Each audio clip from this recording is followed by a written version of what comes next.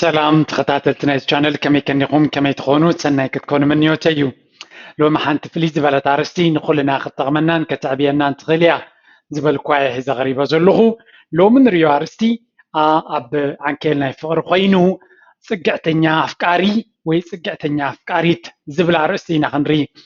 مچم صقعتنيت بمجمريا كردانا زلو تردينا نغورا يكونن كالاي مبغسنت بلو حدا سب ኣብ ፍቅሪ ምስ ሓደ ሰብ ምስ ተፀምደ ብዙሕ ባእታታት ኣብ ቅድሚኡ ዘጋጠሞ ኩነታት ሒዙ ዝመፅእ ስለዚ እታ ጓል ምስቲ ወዲ ቀሪባቶ ዘላ ቀደም ዝነበራ ስምብራት ይኹን ርድኢት ኣብ ፍቅሪ ዘለዋ ከምኡ ድማ እቲ ወዲ ቅድሚ ሕጂ ዘጋጠሞ ኩነታት ተደመሮ ርድኢት ኣብ ፍቅሪ ዘለዎ ኩሉ ሒዙ እዩ ዝቐርብ ስለዚ ናብቲ ሰብ ምስ ቀረብና እቲ ሂወት ምስ ተጀመረ ነቲ ሂወቶም ክንቋፀሮን ሙሉእ ብሙሉእ ኣብኦም ክንፅጋዕን ሓጎስናን ስራሕናን ኩሉ ምስኦም ኮኔክትድ ክንገብሮ ክንፍትን ከለና እዚ ፅግዕተኝነት ዝበሃል ፍቅሪ ማለት ተመላሊካ ትኸዶ ነፍስ ክልተ ነፍሶም ዝኸኣሉ ናፅነት ዘለዎም ሰባት ሓቢሮም ዝጓዓዘሉ ጉዕዞ እምበር ናፅነቶም ሸይጦም ሂወቶም ሸይጦም ብሓደ ለጊቦም ዝኸድዎ ክኸውን ኣይግባእን ፅቡቅ ከምኡ ሕማቅ ማለት ኣይኮንኩን ግን ሰባት ብፍላይ ኣብዚ ምዕቡል ዓለም ናቶም ናፅነት ንእሽተይ ናፅነት ክህልዎም ንእሽተይ እኳ ኣይኮን እኹል ናፅነት ክህልዎም ምርጫታቶምን ሆቢናቶምን ዘድልዮምን ንክገብሩ ዕድል ክወሃቦም ኣለዎ በንፃሩ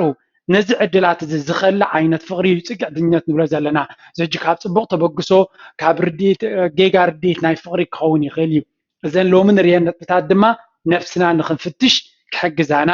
ይኽእላ እየን እየ ዝብል ብዘይ ምንዋሕ ቀጥታ ናብቲ ትምህርቲ ክነኣቱ ማለት እዩ ቀንዲ እቲ ትምህርቲ ክሊንጊ ገርልፍሬንድ ወይ ከዓ ንጓል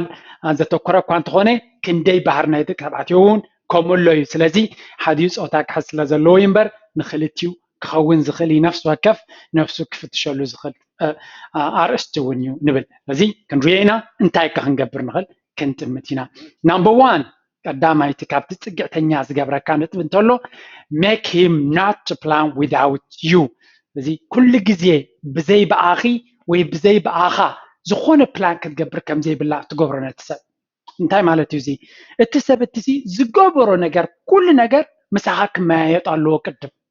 እዚ እንታይ ማለት እዩ ብኻልእ ኣዘራርባ ዳርጋ ተቆፃፂርካ ኣለካ ነቲ ሰብ ማለት እዩ ንዓይ ከይነገርካ ኣይትሕሰብ ዝዓይነት እዩ እዚ ኸ ክኸውን ኣይግባእን እዩ እቲ ሰብ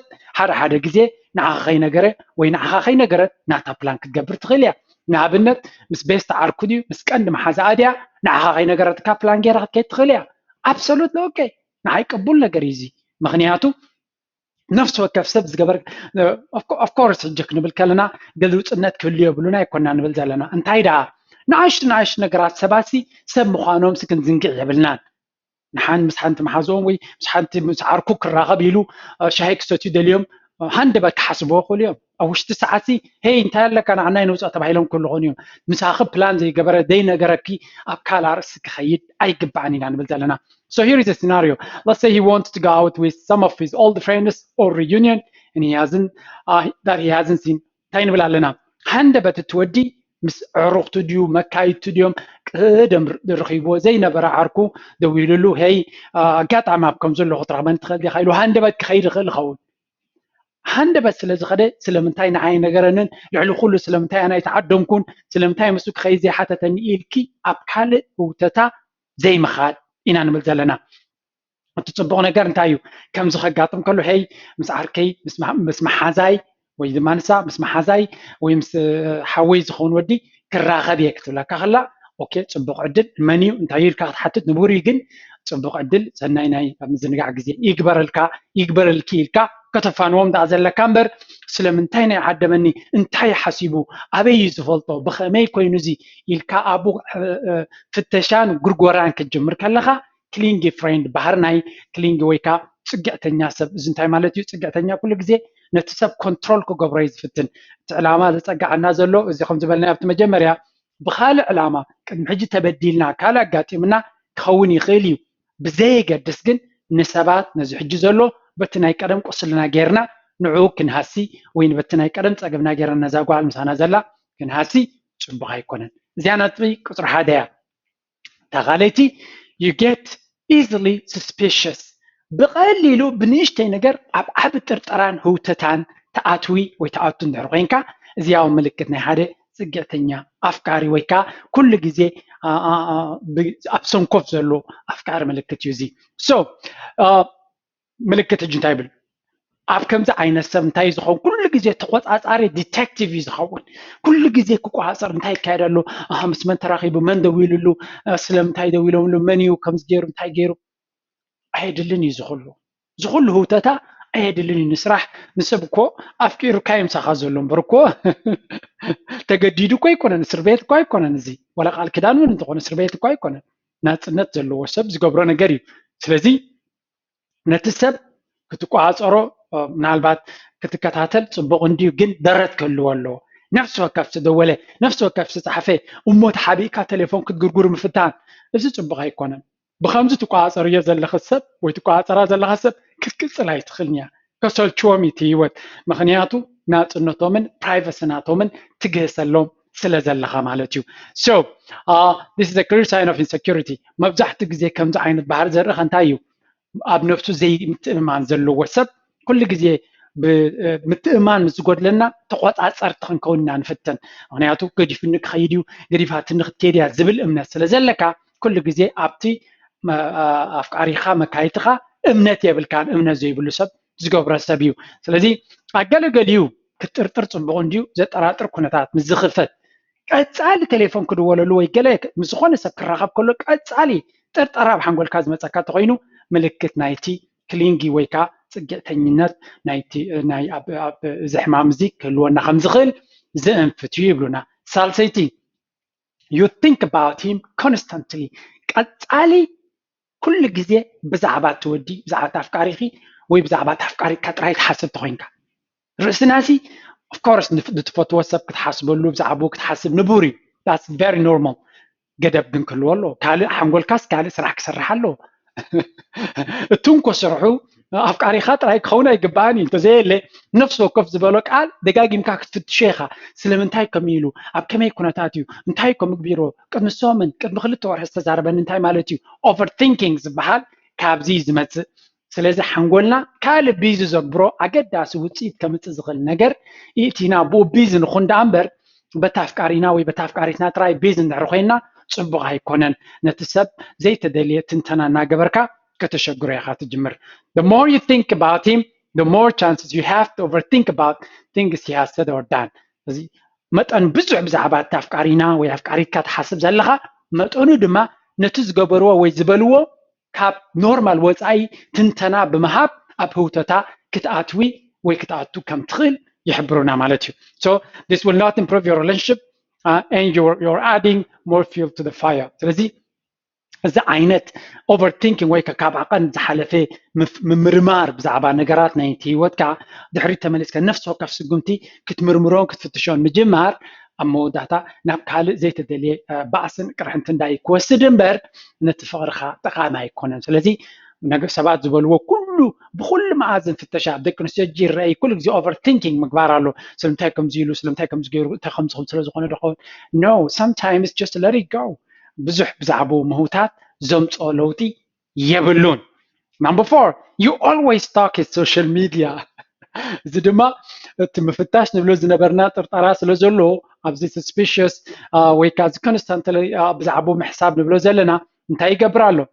ኩሉ ሶሻል ሚድያ ናቱ ውራይልካ ደይመደይልካ ምጉርጓር ስራሕኪ ይኸውን ማለት እዩ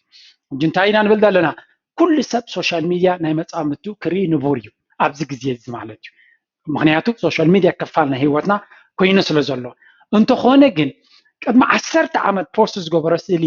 መን ኣብኡ ኮሜንት ገይሩ እንታወይቲ ጓልያ ኣብኡ ወዲ እንድሕር ኮይኑ ማለት እንታወይቲ እዚኣ ኮሜንት ዝፀሓፈትሉ ላይክ ዝገበረቶ መን ኢልካ ንነፍሲ ወከፈን ኣብ ፕሮፋይለን ከይዳ ምስ መን እዚ እንታይ ማለት እዩ ስቶከር ይብልዎ እዚ ላይክ ከምዚ ስለያ ማለት እዩ ንሰብ እናሰለየ ዝኸይድ ኮይንካ ኣለኻ ማለት እዩ ወይ ኮይንክ ኣለኺ ስለዚ ደረት ኣለዎ ክትከታተሎም ፍታ ግን ነፍሲ ወከፍ ሶሻል ሚድያ ንሱ ዝገበሮ ቀደም ዝገበሮ ዝነበረ ኣቲኻ ፈቲሽካ ስለምንታይ መን እያ እዚኣ ኣበይ ኣላ ሕጂ ኢልካ ኩሉ ቀናቢርካ ትሕዞ እንተኮይንካ ሓዳፊት ጌርካ ፊልም ምስራሕ ኣገዳሲ ስራሕ ምኾነ ዝብላነ ስለዚ that's not good no it's really not nice ደቂ ኣንስትዮ ከም ባህሪ ብዙሓት ከም ዝብላኒ ቅድሚ ሕጂ ቪድዮ ገይረ ነይረ ንምጉርጓር ሳላትና ኢልክና ነርክን of course أوداتنا له جن أمانة مزبزح زي تدلي ترطرا نتسب زي تدلي حتى نغربك رؤسك تحممه كم تخلون كالاي دما نزقم زغيرك خمزي فلك خوينك اكتي غيرك نتسب فتناتات كغبرن فتاون جيجا إيو مغنياتو سب أب حلوفو حاليفو موف غيرك خون سلازغل if you find yourself looking at the profile picture of every woman كل عتم صحافان نع كومنت زغبرون اتيخا وشطوم تريم درغينكا not nice صبغنا يكونن and worse if you constantly check if he's online but not texting you congrats you're becoming an official stalker كان كان لغبنا له كاوز جدد ما يبلنا له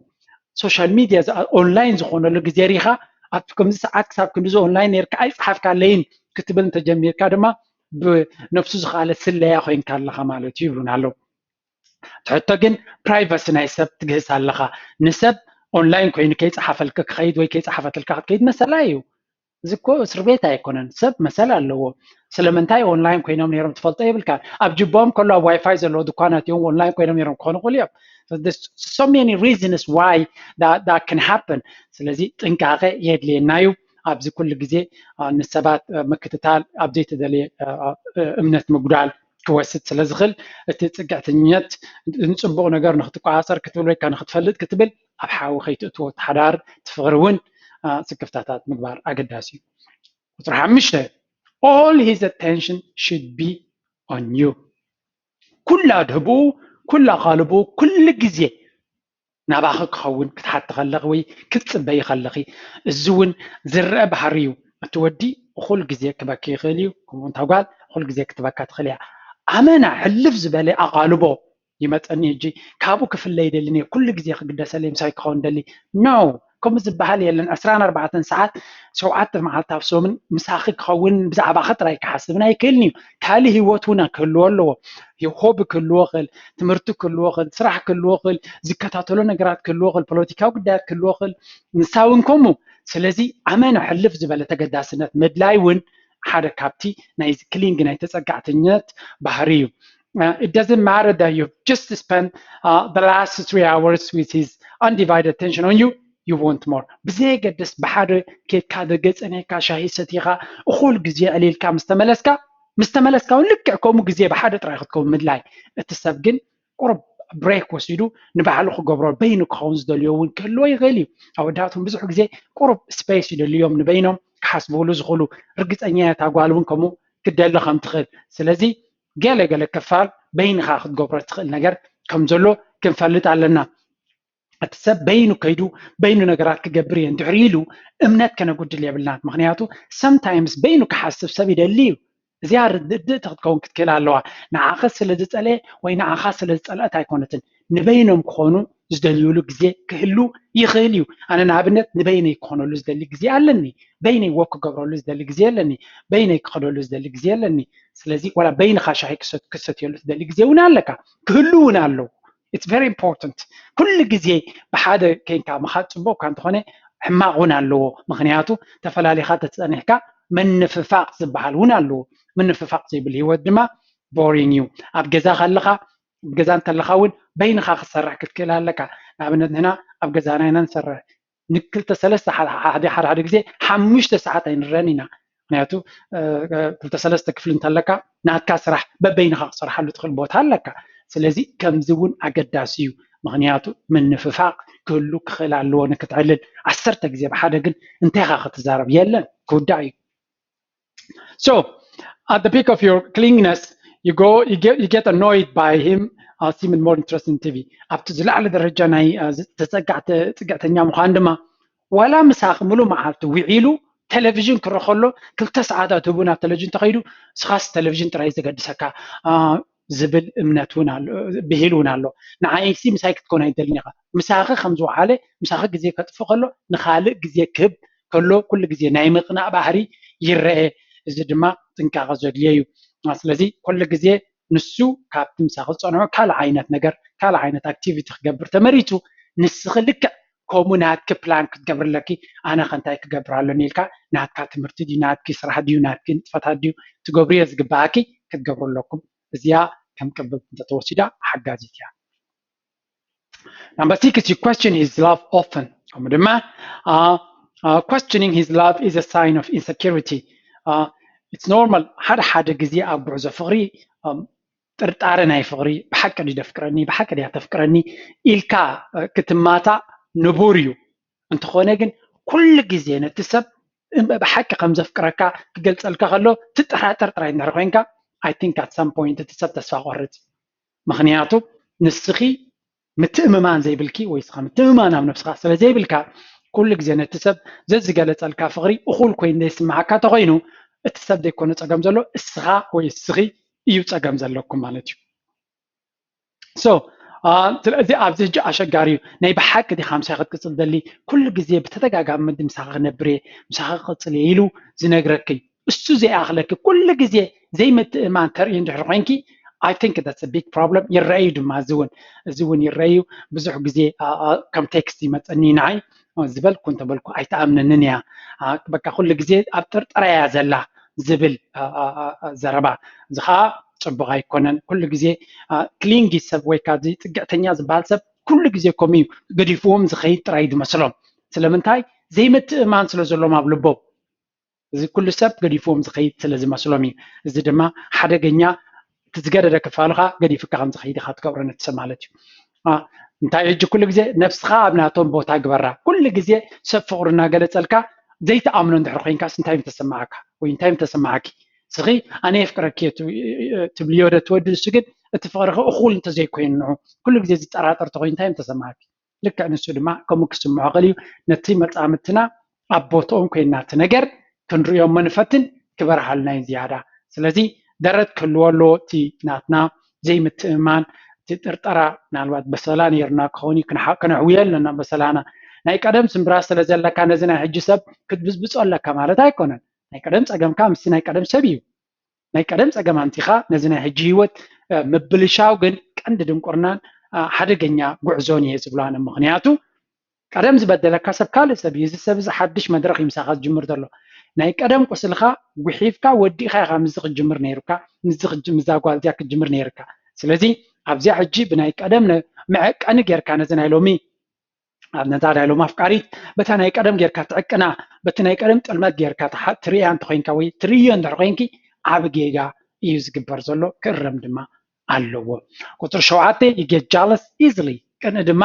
كل جزء كمتي مترطار كل جزء بقليلو تطراطر دبلنا كن دما كوم دما بقليلو تلابعي مكنا لك زحجي تودنا بالنت تاغوال مالتيو زخونت محازا انتلاتو مسارح تكون تخليا كابتم ناي قدم محازو تكون تخليا I don't know قال connection مسو زلو اخذ تكون تخليا بزخونه كوميتون كله خليا محل طبقت اندحر خوينا تاغوال فلاي كاباخت حاجه خوينا كل جزء ترطراد سمعك اندحر خوينو not good. That's not good. ስለዚህ ከም ድማ ትወዲ ኩሉ ግዜ ምዝኾነት ጓል ምዝኾነት ወዲ ክትራኸብ ከላታ ኣፍቃሪትካ ኩሉ ግዜ ጥርጥራ ዝስማዓካ ቅኒ ዝስማዓካ ተኮይኑ ጽቡቕ ኣይኮነን ዝውን ጽግዕተኛ ባህሪ ከም ዘለካ እዩ ዘርኢ ማለት እዩ this jealousy doesn't end with girls even ዝኻ ታጓል ማለት እዩ እቲ ዓርካ ወይ ሰብኣያ ምስ ኣዋልድ ክራኸብ ከሎ ጥራይ ኣይኮነን ዝቕኒ ዋላ ምስ ኣወዳት ክራኸብ ከሎ ናብኡ ክኸይድ ከሎ ምስ ዕሩኽቱ ምስ ካልኦት ማሓዙቱ ክራኸብ ከሎ ካባኺ ስለ ዝጠፍእ ዘሎ ግዜ ምስኦም ከጠፍእ ምስኦም ክሕጎስ ብዘይ በኣኺ ኮይኑ ስለ ዝስማዓኪ እዚ እውን ንባዕሉ ቅንኢ ክፈጥር ይጅምር እዚ ሕጂ ምልክት እዩ ቀንዲ ክሳብ ክንደይ ጽግዕተኛ ኮይና ከም ዘለና ንሱ ኸይዱ ህይወት ክመርሕ ከሎ ንሕና ህይወትና ክመርሕ ዘይንኽእል ምዃንና እንድሕሪ ዓርክኻ ንኣብነት ኣነ ባልቲ ቤተይ ከይዳ ምስ መሓዙታ ክትራኸብ እንድሕሪ ኮይና I'm fine with that I have a lot of things to do on my own anyway ስለዚ ተረጋጊካ ስኻ ስራሕካን ጉዕዞኻን ክትገብር ክትክእል ኣለካ ንሶም ስለ ዝተሓጎሱ ንዓኻ ሓጎስ ዝጎደለካ ኮይኑ ክስማዓካ የብሉን እምበሺ ምስ ካልኦት ተራኺባ ክትመፅእ ከላ ተሓጒሳ ሓድሽ ፊሊንግ ሒዛያ ትመፅእ ምክንያቱ ምስ ሓድሽ ሰብ ስለ ዝነበረት ንስኻ ድማ ከምኡ ትወዲ ድማ ምስ ካልኦት ክራኸብ ከሎ ሓድሽ ሓሳባት ሓድሽ መድረኽ ሒዙ ስለ ዝመፅእ ተረጋጊኪ ስትረስ ክትፈጥረሉ የብልኩም ክመፅእ ከሎ ነቲ ሰብ ፀቕጥቕ ክትፈጥረሉ የብልካን ስለዚ እዚኣ ኩልና ከነስተውዕለላ ዘለናያ ከይተረዳእና ከተጥቃዓና ትኽእል ሕማም እያ ማለት እዩ ኣብ መወዳእታ ሓደ ሰብ ምሳና 24 ሰዓት 7 መዓልቲ ኣብ ሶምን ስለ ዘሕለፈ ፅቡቅ ፍቅሪ ኣለና ማለት ኣይኮነን ቦሪንግ ፍቅሪ ክኾነና ዝኽእል ስለዚ ብዙሕ ግዜ ማለት ፅቡቅ ማለት ኣይኮነን ፅቡቅ እንድዩ ብዙሕ ግዜ ክትሕልፍ ብሓደ ዕድል እንተይብካ ግን ነቲ ፅቡቅ እቲ ግዜ ፍቅሪ ማሙቕ ንክኸውን ግን ክትፈላለን ቁርብ ዲስትሪቢዩት ክትገብሮ ክትክእል ኣለካ እቲ ግዜኻ ይብለና ማለት እዩ መወዳእታ እዛ ናይ ሎሚ ነፍስና ፈቲሽና ክልተና ኮፍ ኢልና እዚአን ነጥብታት እዚኣተን ዲስከስ ክንገብረለን ክንበሃሃል እምበር ክንፈራረደለንን ክንሰሓሓበለንን ኣይኮነን ዕላማ ናይዚ ቻነል